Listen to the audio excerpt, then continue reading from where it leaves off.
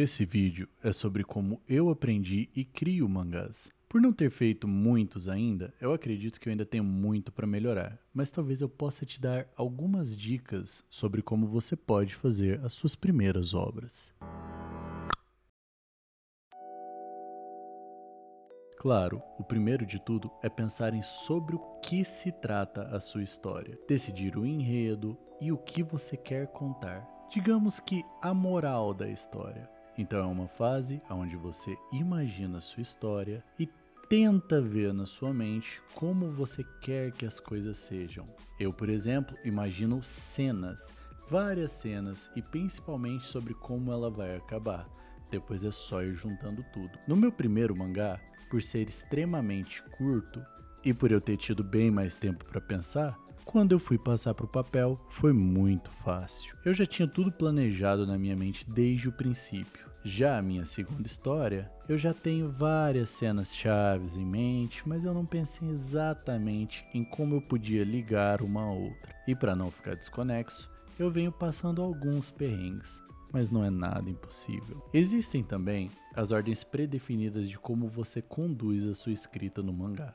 A mais famosa e usada é o Kisho Tenketsu. Esse eu recomendo assistir um vídeo à parte sobre, por ser um tema mais extenso. Decidir o modelo narrativo, que pode ser linear, não linear, paralelo, interno, ponto de vista, que é outro que precisa de mais um vídeo à parte, mas que podemos simplificar dizendo que é o ângulo que é visto a sua história, como por exemplo, o protagonista narrando, visto por um outro personagem, se é contado em flashbacks ou flash forwards, se é usando os pensamentos do protagonista, se é sendo contada por diversos personagens e etc. E também tem a estrutura da história, outro tópico que precisa de um vídeo à parte. Mas em resumo, é uma lista que dá para ser visualizada em linhas em que a sua história pode se sustentar. Por exemplo, existem Pirâmide de Freytag, a tão famosa Jornada do Herói, estrutura em 3 atos, Círculo de Histórias de Dan Harmon, Curva Fichitênia, Salve a Folha de Batidas do Gato e a estrutura de 7 pontos. Claro que você pode ignorar tudo isso e simplesmente escrever o que você tem em mente. Meu primeiro mangá não seguiu nenhuma dessas estruturas, mas no segundo eu estou me empenhando em uma delas, pois eu acredito que com a estrutura bem definida, sua história passa um ar menos amador. E claro, o Kisho Tenketsu ajuda a manter o leitor interessado na história. Tendo definido como será a nossa história, a gente começa a criação de personagens. Essa que é uma fase muito experimental, mas que normalmente já temos na nossa cabeça como deve ser. Devemos criar personagens baseados na nossa história, que vão seguir na mesma de uma maneira que faça sentido. Eles têm que encaixar na história de uma maneira interessante. Ter definido a sua personalidade, como ele pode ou não agir em certas situações e decidir se você vai desenvolver esse personagem e ele vai mudar de acordo com a história, porque existem ótimas histórias onde o protagonista não passa por nenhum desenvolvimento e acaba mal por isso. Mas ter definido facilita muito o jeito que o seu personagem vai agir durante o mangá. Além da personalidade, algo muito importante é o traço que você vai usar na sua obra.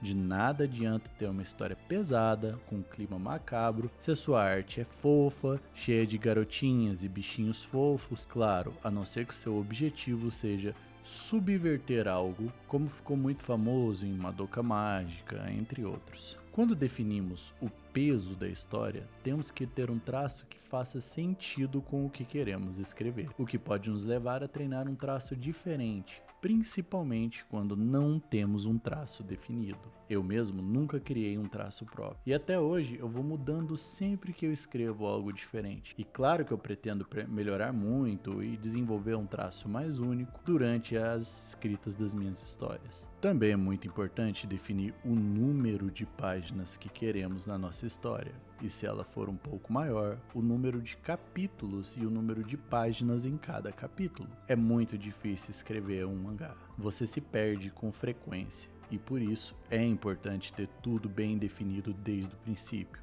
para que a história faça sentido como um todo. Mas voltando aos personagens, você também tem que definir o número de personagens importantes na sua obra.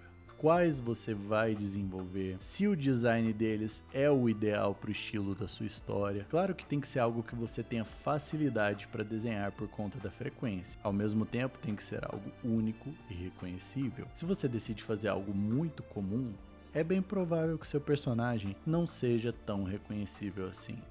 Não acho que você deva seguir o exemplo do Araki, Gashiakuta, não sei. Porque por ser muito difícil de redesenhar eles todas as vezes, vai acabar deixando seu processo mais difícil e mais lento. E claro, você também pode definir mudanças no estilo dos mesmos durante o mangá. Eu mesmo no mangá que eu estou escrevendo agora, os dois protagonistas começam com roupas bem comuns e mudam logo no começo para algo mais único. Inclusive, tomando como exemplo os meus mangás, ambos têm muito bem definidos os números de personagens, sendo que no primeiro mangá só tem um único personagem e no segundo tem 2. Quanto menos personagens, mais simples de conduzir a sua história será. Eu ainda quero fazer um vídeo mais abrangente sobre a criação de personagem. Agora vamos para a fase prática, vamos para o desenho em si, mas ainda não saímos do planejamento. Vamos decidir como serão as páginas do mangá. E fazemos isso escrevendo um tipo de sketch de página, o name.